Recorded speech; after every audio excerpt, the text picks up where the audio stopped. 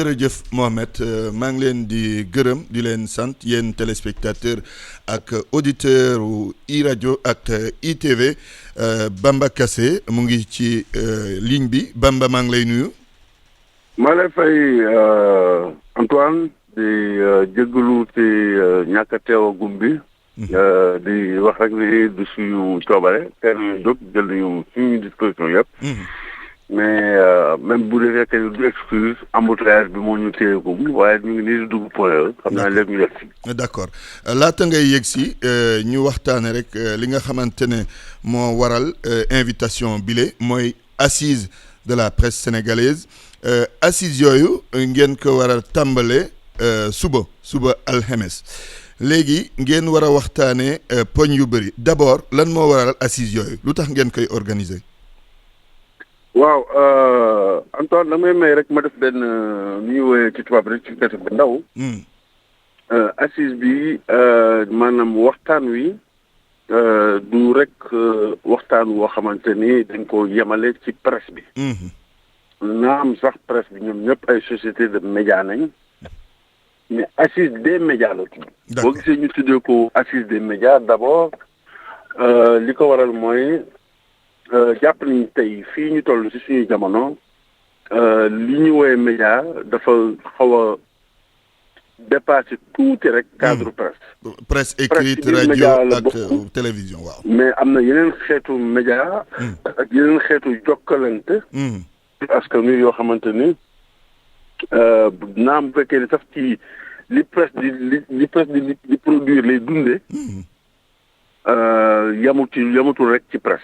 donc moo tax ñu ne assise des médias. mooy les nouveaux médias.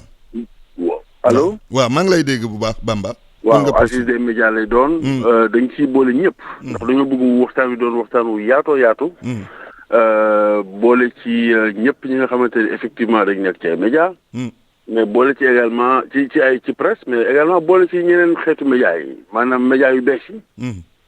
mais également boole ci bu weesoo médias yu bees yi ñëpp ñi nga xamante ne dañu nekk dans le champ de la production et de la diffusion de contenu. xam nga am na tey ay sociétés yoo xamante ne du ñu ay journal wala ay yu demee noonu mais. tey dañuy yëngu ci wàllum jëndum ay droit wala njaayam ay droit wala produire ay contenu ay téléfilm wala produire ay yeneen genre xeet. ñoom ñëpp daal nañu bëgg ñëpp ñu lëkkaloo. waxtaanandoo. xoolandoo. waxantendoo ay dëgg. ñu paree nag daal di jéem a tënk loolu lépp. ci ay kayit gu leer a leer. waaw waxtaan boobu ñaata temps lay jël. waaw xam nga nag bu ñu nee dañuy càmbar média yi. xam nga tey bu ñu ko yemaloon rek ci càmbar presse bi. defe naa ni mënta weesu ay fan yu bëri rawatina nag ñu ne non duñ ko yemale sax ci presse bi kese dañu koy yaatal jëmale ko ci média yëpp. donc waxtaan bi fi ñu toll nii jàpp nañ ni ci xayma bu gàtt lu mu dee war naa mën a tàmmali bu ko ñu yàlla may bakkan suba. waaye war a mën a dem nag ba fin du mois de février au minimum. yoo xamante ne dinañu may ci ay xàcc yu xaw a am solo ñu mën a aborder question yëpp. mais également aborder ko ci teyu bakkan. d'accord li may rappelé foofu rek mooy que ni du ay. waxtaan wi. également bugg ñu rek mu nekk ci benn forme maanaam xam nga Sénégal souvent. waaw dañuy def atelier wala ñu def séminaire. xam nga ku ne ñëw génne say këyit. ku ne wax sa xalaat bu paree ñu tënk lépp. daal di tàggatoo ba beneen. d'accord jàppee wuñ ko noonu ñun jàppee nañ ni. dañoo war a organiser ay kuréel. yu bëri. kuréel yooyu bu ci ne da ngaa war a am sa ordre du jour. am sa xeetu waxtaan boo xamante ne yow jàpp nga ne moo gën a baax ci yow. maanaam fi ñu toll nii par exemple. jàpp nañu ci biir assises yi war na mën a am ñu mu tuuti ay ateliers virtuels. yoo xamante ni ñi koy seq duñu teewandoo. mais dinañ mën a taxaw ndax loolu tey bokk na ci li nga xamante ne moom la ñuy doxalee médias yi. d'accord léegi également war nañ jàpp nañ war na am benn enquête boo xamante ne il faut ñu enquête d'opinion ñu xool par exemple ñii di population bi ñoom ak ñi nga xamante ni produits yi médiatiques yi si ñoom la jëm ñu xool ñoom ban gis-gis ak ban bët nañu teg ci kaw média yi. d'accord war na am également ay contribution ndax duñ ko yemale rek si acteur u média yi jàpp nañ ni war na mën a nekk par exemple benn sociologue wala benn borom xam-xam. xool benn phénomène ci média yi boo xamante ni jàpp na ni du baax. mu toog fa mu toog bañ a mën a ñëw sax waaye mën a bind contribution am. yónnee ko jébbal ko comité des assises bi. d'accord léegi donc loolu daal nañ ko tëggeegum fu mu toll nii. d'accord Bamba Kassé alors léegi boo leen defee assises yooyu forcément dina am ay recommandations dina am ay disons directives ndax day doon ab document bi nga xamante ne da ngeen koy wéy di ko doxalee pour gën a organiser métier bi waaye wala boog lépp lu aaju ci wàllu presse wala da ngeen koy jébal itam autorités yi nga xamante ne ñooy ministère de tutelle bu presse bi. waaw xam nga boo nee sa question bi dafa am lu mu ci bëgg rectifier ndax boo nee. ndax da ngeen di. damay jàpp ni dañ ci xaw a génne sa bopp. déedéet maa ngi ci biir ndax dañuy. il faut que mu nekk loo xamante ne. dañuy si sóoraale ñëpp maasaale nun gi. pour te rassurer amul ku ma ci gën a bokk mais léegi kon mun nga kon ne tontu ci laaj bi. waaw tontu bi mooy que ni d'abord il faut que ñëpp jàpp ni. dañoo bokk ci biir mbir mi. SYNPICS moo ko lancé. mais toutes les associations de presse déjà dañ ci bokk. mais bu weesoo presse bi comme je t'ai dit. tous les acteurs de l'écosystème des médias du Sénégal dañ leen ci woo. ñu ñëw ñu toogandoo tëggandoo waxtaanandoo ndax liñ ci jublu mooy fexe ba comme ni nga ko waxee.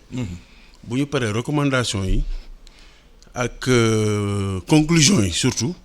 dañ koy jébbal ñi ñuy wooyee les autorités publiques. d'accord bu ko defee nag. ñun ñëpp ñi ci àndoon ak ñi ne ci ginnaaw ñu mën a sukkandiku ci loolu teg benn plan boo xamante ne dañuy ubbi suñu bët tamit di xool. ndax Sénégal souvent yu mel nii gars yi dañuy jël conclusion yi rek joxe ko bu ñu paree toog ku ne toog sa wet.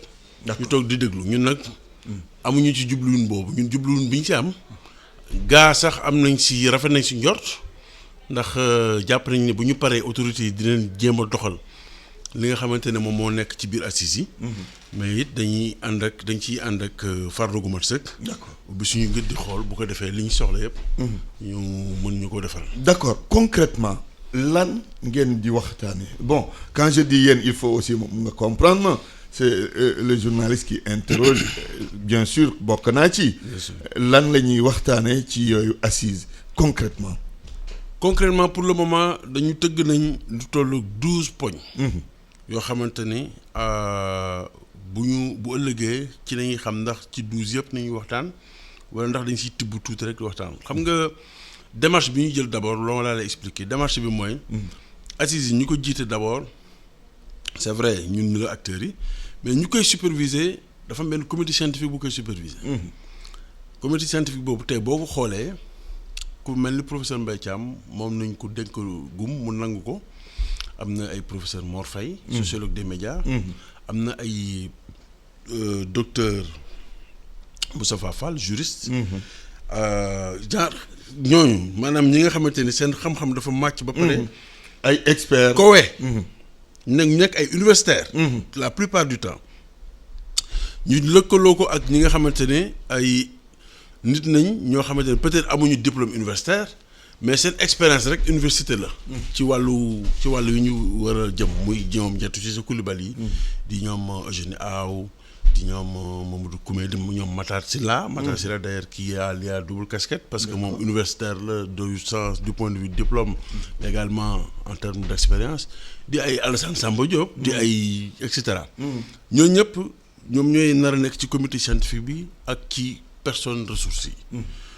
donc 12 poñ yi ñu jàppandigum ñun dañu ne bu subaa ci ubbiteel bi warul nekk rek ñun pour ñun benn cérémonie protocolaire xam ne day ñëw Bamba Kassé def discours après Kassé def discours.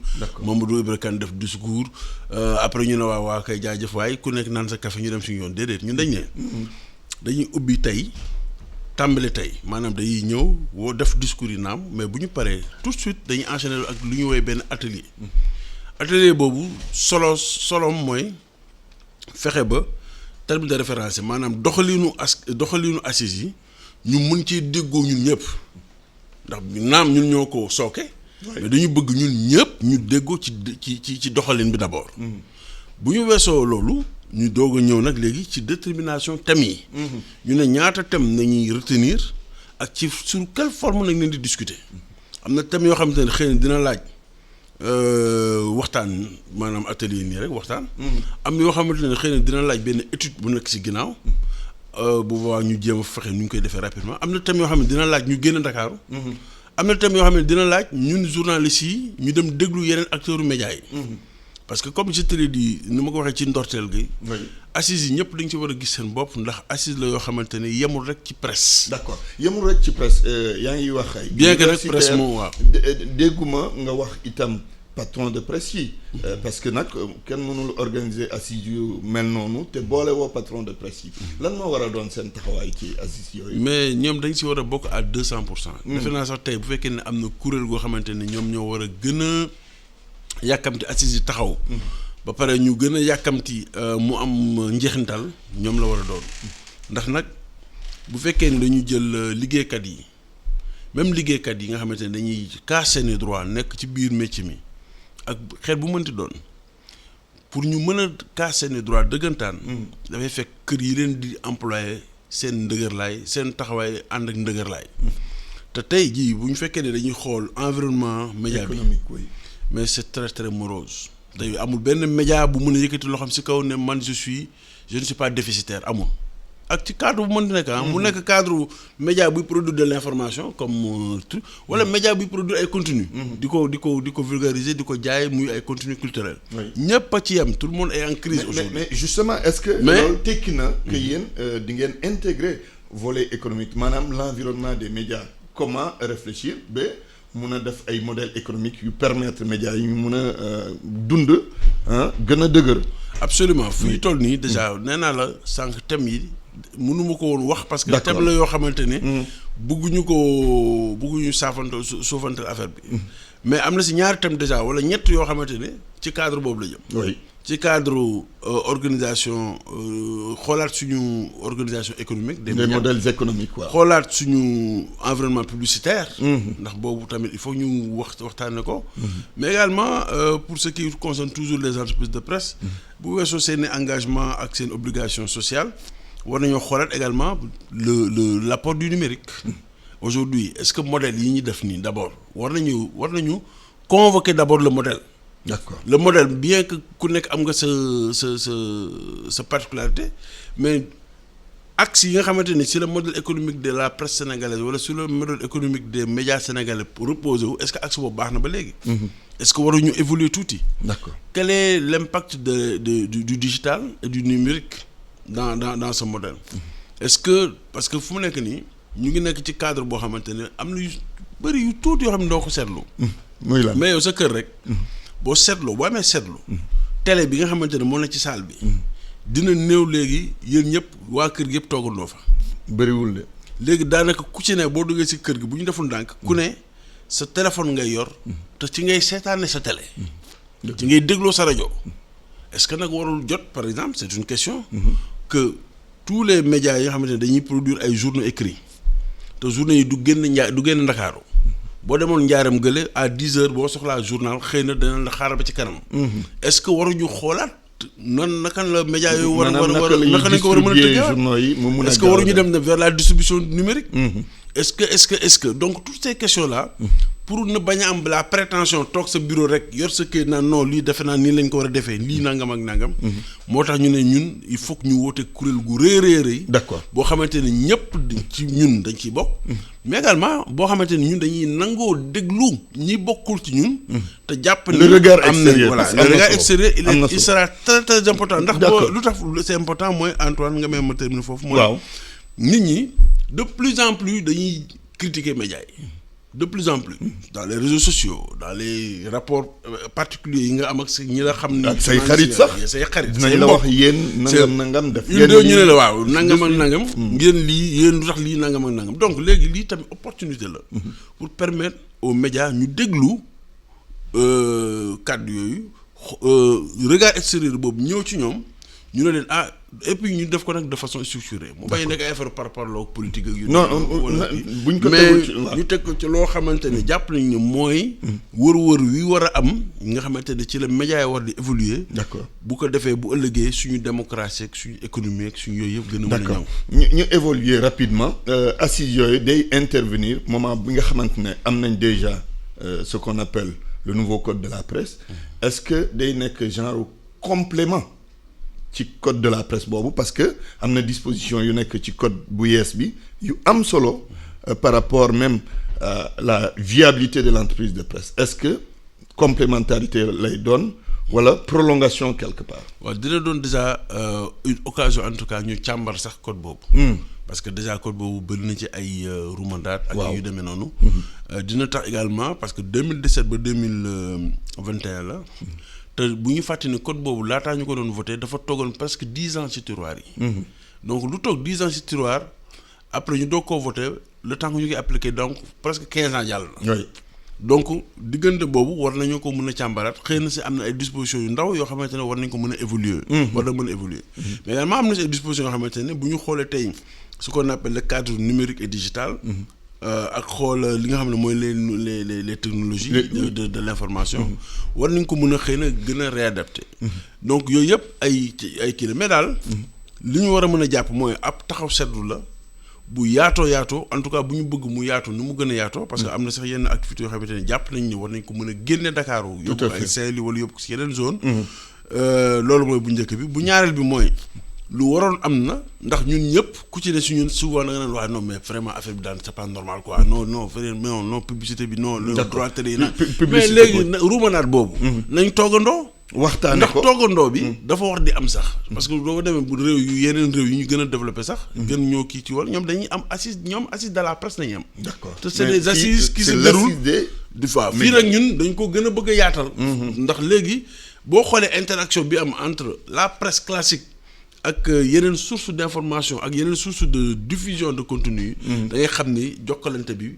mënta ñàkk mieux vaut ñu defee ko léegi justement en 2 minutes parce que dese nañu ñaari minutes dama bëggoon rek ñu waxtaane rapport presse publique ak presse privée posé wu ma problème bi rek en termes de dualité mais damay dem ci benn exemple tey ñu ngi ci Coupe d'Afrique RTS am droit pour retransmettre match yi yeneen médias privés yi kenn amul droit def ko mais loolu il faut que ñu xoolaat ko. waaw d'abord wala di ngeen ci waxtaanee. d'abord premier rapport bi rapport économique la. oui mooy naka la ñuy d'accord def de telle sorte que. bu fekkee dafa am lu tegu ci table bi presse publique rek moom moo ko mën a jënd. souvent parce que presse publique am na doole état si ginnaaw. état aussi intérêt mooy. am na doole état ba pare di ñu discuter publicité bi aussi maa ngi ñëw presse publique d'abord dafa am doole état. parce que tey bu ñu nee da ngay jënd droit yi ñu ne ñaar dañ koy jaayee ñu ne $1 million. wala ñu ne $1,500,000. loolu c'est parce que ki amul ndëgër laayu ci wàllum koppar du ko mën a def. benn ñaareel bi ñaari presse yi pour man déjà warul sax benn presse rek moo am. maintenant dafa am parce que benn service public nañuy def. man sama premier acte maa ngi koy rappelé ba léegi bi ma njëkkee tase ak l'ancien ministre de l'intérieur Aly Ngouille Ndiaye. fekkoon ma ñëw ñu waxtaan jëmale ci wàllum subvention yi nga xamante ne dañ koy faral di defal. presse bi ci wàllum élection.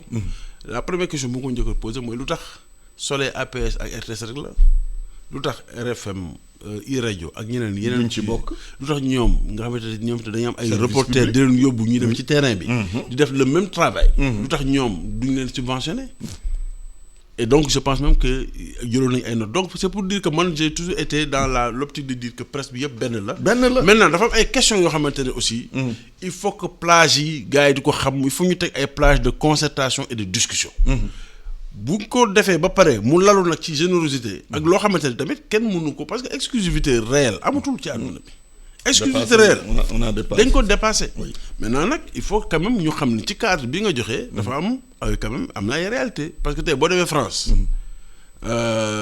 TF1 di presse privée.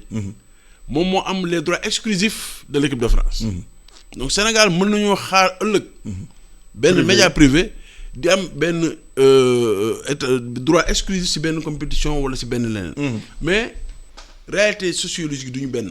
donc toujours fii moo tax ma ne fii on doit toujours avoir des moyens. yoo xamante ne dañuy trouver des plages bu ko defee ku si ne di gis sa bopp. te loolu tamit. waral na ñuy gën a insister ci assises yi ndax tey bu fekkee ne assises yi. ñoŋal la génne na nii ci wàllum publicité bi nga xamante ne presse bi dañ koy xëccoo seen biir. presse bi nga xamante ne day am subvention. day xëccoo publicité ak presse bi amul subvention.